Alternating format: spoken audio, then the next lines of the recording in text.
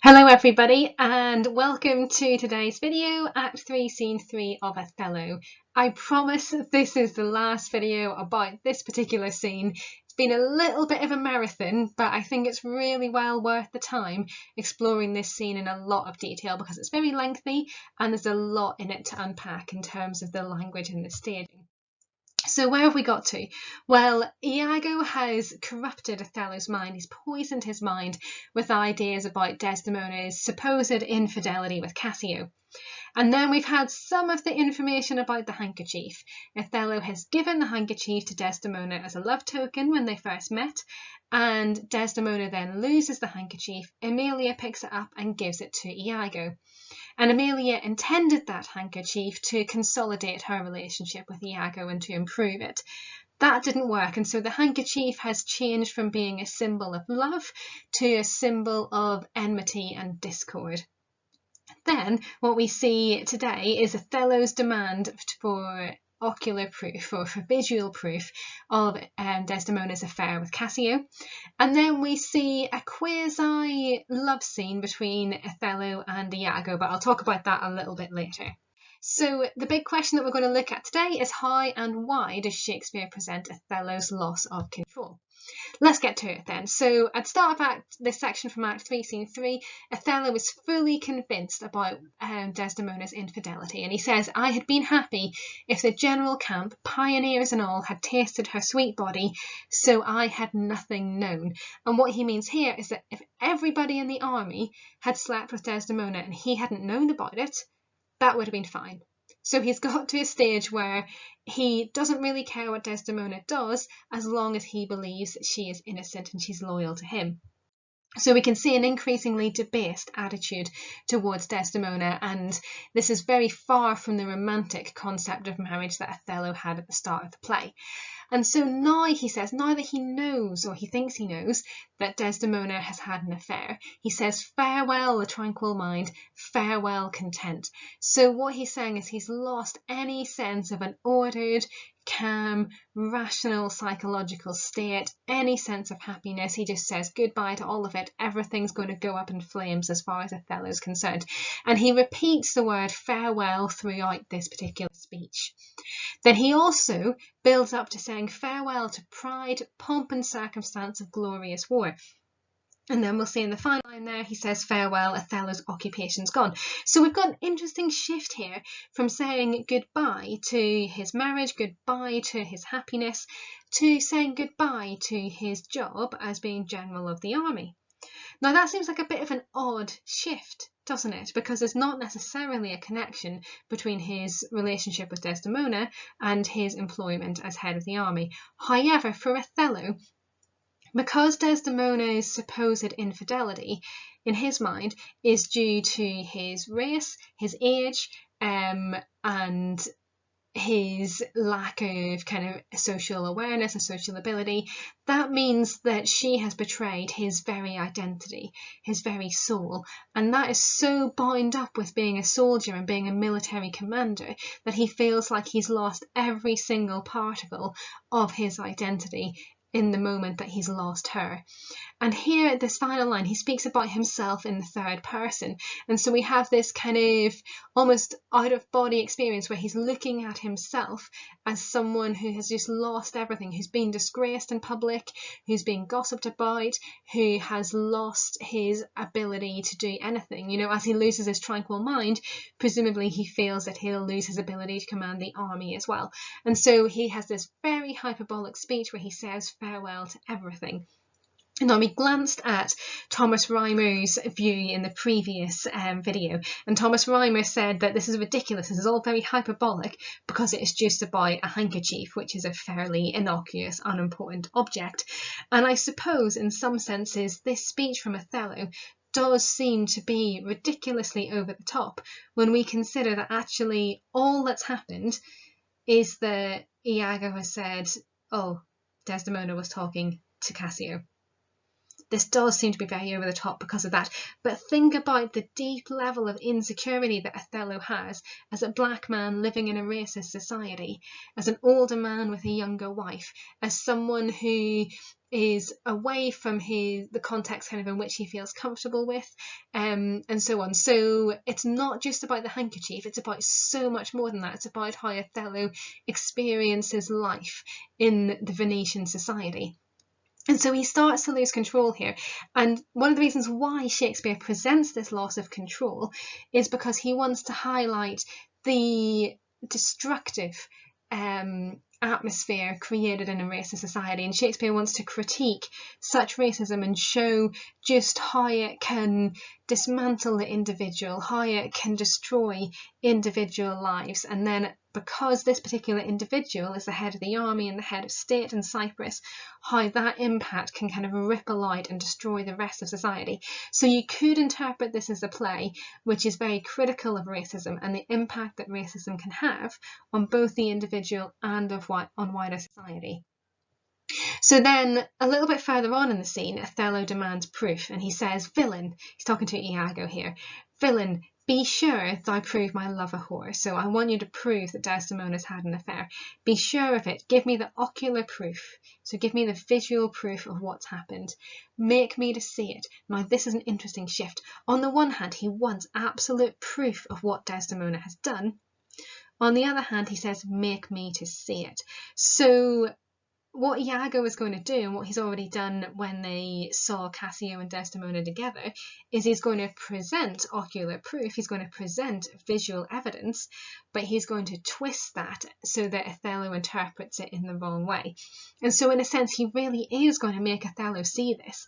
It's just, he's going to make Othello see it how he wants him to see it. And Othello says, "Or the least so prove it, that the propitiation bear no hinge nor loop to hang a doubt on." So he wants to be 100% clear about this. He doesn't want to have any doubts whatsoever that Desdemona has done this. So then Iago, they have a bit more discussion, and Iago starts to provide some proof. He says, "I do not like the office." So he doesn't like doing this, but he's going to do it anyway. And this is part of Iago's pretense of being convincing. You know, he pretends that he's reluctant to tell Othello all of this information, but actually this is exactly what he wants to do. And he says, "Since I am entered in this cause so far, pricked to it by foolish honesty and love." So he's pretending that he loves Othello, that he's loyal to Othello here. "I will go on." He says, "I lay with Cassio lately." So he slept in the same room as Cassio, probably shared a bed, which would have been reasonably commonplace in army context at the time. "And being troubled with a raging tooth, I could not sleep." So he had a toothache, he couldn't sleep. And he says, "There are kinds of men so loose of soul." Look at that word soul in this speech. This keeps coming up throughout the play. Othello said, "Oh, my soul's joy," that very transcendent, elevated view of the soul and the identity. And here Iago's twisting it, and he's saying it's Cassio who's loose of soul. I just love that particular line. It's got all of the connotations of an awareness that individuals have soul and that they should have some kind of morality, but they can play fast and loose with it. They can manipulate it. So he says, "There are kind of men so loose of soul, so immoral, that in their sleeps will mutter their affairs." So basically that Cassio was sleep talking. "One of this kind is Cassio.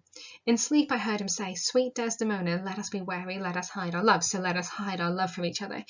"And then, sir, would he grip and wring my hand, cry, 'Oh, sweet creature,' and then kiss me hard, as if he plucked up kisses by the roots that grew upon my lips, lay his leg over my thigh, and sigh and kiss, and then cry, 'Cursed fate that give thee to the more.'" So, of course, this isn't proof. This is just a story. Othello has demanded ocular proof, visual proof, and Iago gives him a verbal story. But Othello doesn't seem to notice a difference here. He's so upset, he's so distressed, that he doesn't realise that actually Iago might not be telling him the truth here. And all Iago needs to do is plant this image in Othello's head, and then Othello does the rest of the work for Iago, and this image multiplies and it grows and it poisons Othello's mind. And Othello says, "Oh, monstrous, monstrous." And we've talked about this imagery of monstrosity earlier on in our videos. So Othello demands revenge. He says, I'll tear her all to pieces. Oh, blood, blood, blood. Even so my blood, thought with violent pace, shall never look back.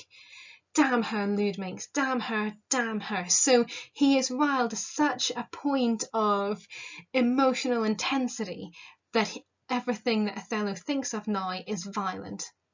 And if you think back to Act 2, Scene 3, in which Cassio was caught up in this street brawl, and Othello says that his emotions, his passion, my safer guide to rule. So the passion was overcoming him, and it was taking away his rational thought and replacing that with irrationality. Well, that's what we've got here. Othello's rational thought has gone.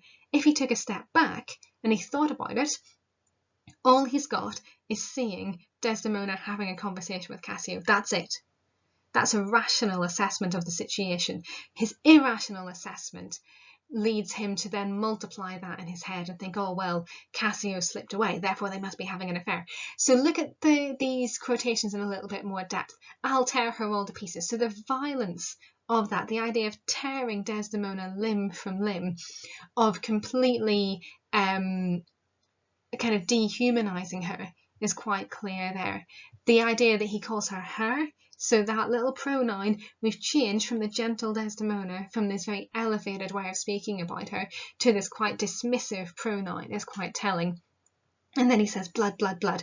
So this kind of disintegration of logical thought starts happening here, and it becomes quite extreme in Act 3, Scene 4. And then he's got these bloody thoughts with violent pace, and the pace is picking up as we go through the play, and that's where this idea of double time comes in. I mentioned this in the last video, the idea that we're given the impression that these events happen over the space of a few days, whereas in reality, if what the characters say is true, it must have happened over at least several weeks or possibly months. But what Shakespeare's trying to do is pick up the pace here to increase that tension and show the intensity of Othello's emotion and his loss of control. And he says he shall never look back. So there's going to be no change now. Whatever Desdemona says, the end, her death, is inevitable.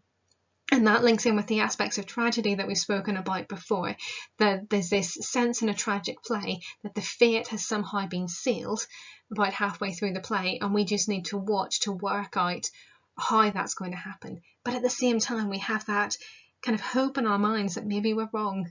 Maybe this isn't inevitable and Desdemona will be saved. And then Othello says, damn her. So he's using religious language here, but instead of talking about heavenly language, we've got this hellish language, and he wants to send her to hell.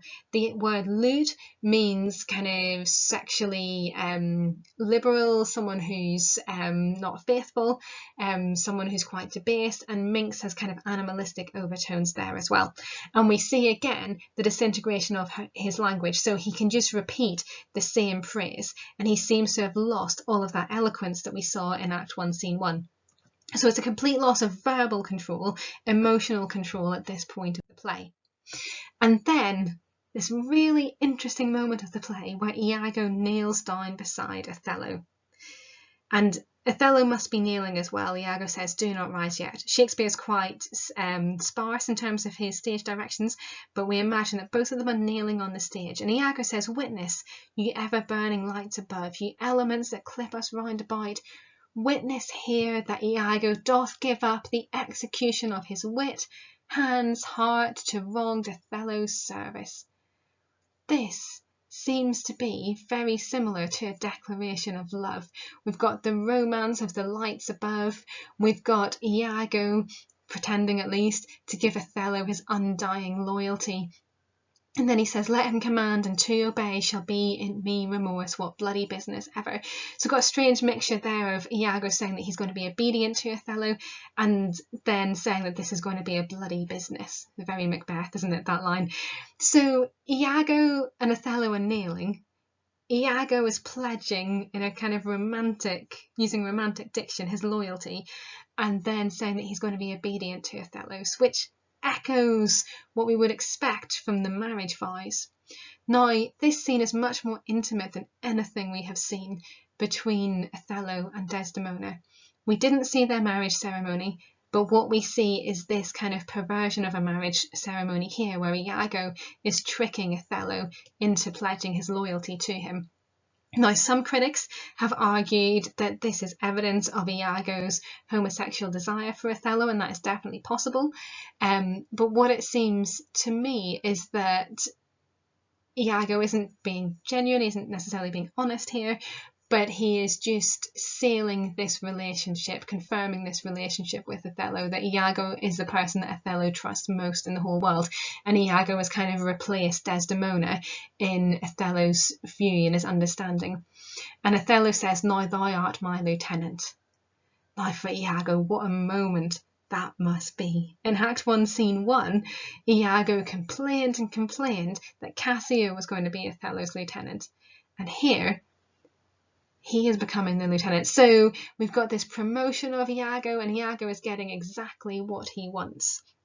And he says, "I am your own forever." Again, a line which seems to be potentially quite a romantic line. So it's just an interesting moment in the play, which can be easily missed. But in terms of the way it might be staged, and the way that Iago might say these lines, it might seem like almost a version, as I said, of a marriage ceremony.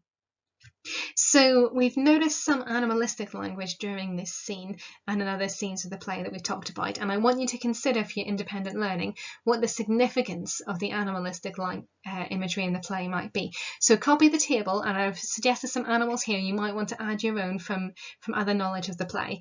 Find a quotation to back up the animal, and then add your analysis of that particular animal. Thank you very much for listening, and I promise that in the next video we will look at Act 3, Scene 4.